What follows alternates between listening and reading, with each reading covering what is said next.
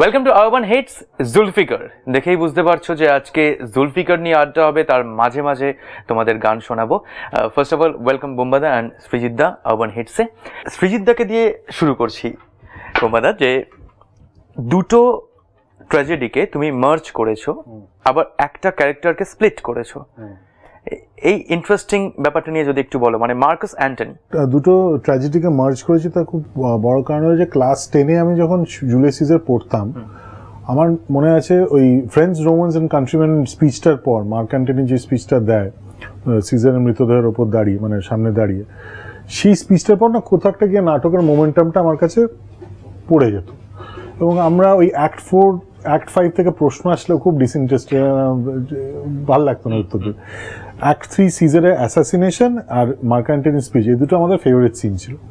কিন্তু সিনেমার ক্ষেত্রে সেটা হলো তো ডেঞ্জারাস, কারণ সেটা যদি হয় ন্যারেটিভ ওয়াইজ সেটা হবে ওই পঞ্চম রিলের কাছাকাছি।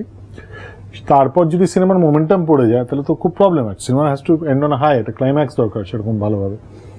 সো সেই জন্য অ্যান্টনি অ্যান্ড ক্লিওপেট্রাকে আমি নিয়ে এলাম, যাতে একটা দুটো নাটক মিলিয়ে একটা চিত্রনাট্য একটা পূর্ণাঙ্গ রূপ পায়, যেখানে একটা প্রপার ক্লাইম্যাক্স আছে, যেখানে এন্ডস অন হাই, আরো ইন্টারেস্টেড কমপ্লিকেটেড প্লট পয়েন্টস বেরিয়ে আসে, ঘটনার ঘনঘটাটা আরেকটু জমে। সেই জন্য দুটো নাটককে একসাথে নিয়ে আসা, এবং এটা আনতে পেরেছি তার খুব বড় কারণ হচ্ছে দুটো নাটকের ক্যারেক্টার মানে চরিত্রাবলী কমন। ওখানেও অ্যান্টনি, এখানেও অ্যান্টনি, ওখানেও অক্টেভিয়াস, এখানেও অক্টেভিয়াস, ওখানেও লেপিডাস, এখানেও লেপিডাস। সিজার অবভিয়াসলি মারা যায়, জুলিয়াস সিজার, ওখানে তার মেনশন আছে। ক্লিওপেট্রা, যে জুলিয়াস সিজারে নেই কিন্তু অ্যান্টনি আর ক্লিওপেট্রা আছে, সে আবার সিজারের রক্ষিতা ছিল, সে আবার অ্যান্টনির প্রেমিকা। সো এইবার খুব কমপ্লিকেটেড একটা ব্যাপার হয়ে গেল। হ্যাঁ, এবার তার মানে কি হলো, এবার এই অ্যান্টনি আর ক্লিওপেট্রা 15 বছর পরের ঘটনা। জুলিয়াস সিজারের 15-20 বছর পরে রোমান সাম্রাজ্যের স্থিতি নিয়ে অ্যান্টনি আর ক্লিওপেট্রা। সো এই 15 বছরটা যদি আমি বার করে দিই, এবার পুরোটাকে একই টাইম স্পেসে নিয়ে আসি, তাহলে একটা খুব ইন্টারেস্টিং ত্রিভুজ তৈরি হয়। কি না, অ্যান্টনি, সিজার আর ক্লিওপেট্রা। যেখানে অ্যান্টনি সিজারের প্রচন্ড লয়াল একজন বন্ধু, যে সিজারের মৃত্যু প্রতিশোধ নেয়, যেটা জুলিয়াস সিজার। আবার সে ক্লিওপেট্রার প্রেমিকও, ক্লিওপেট্রা আবার সিজারের মিস্ট্রেস। তো এই যে ইন্টারেস্টিং ত্রিভুজ একটা নতুন মাত্রা তৈরি করলো, সেটা এই মার্জারের ফলে হলো।